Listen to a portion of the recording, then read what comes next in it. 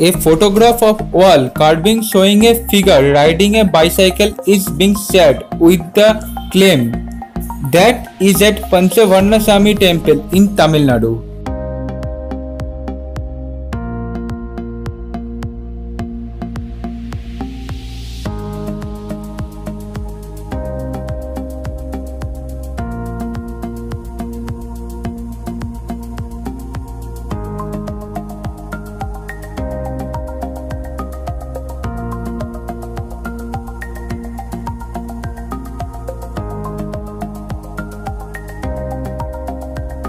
So, was the bicycle invented in India 2000 years ago?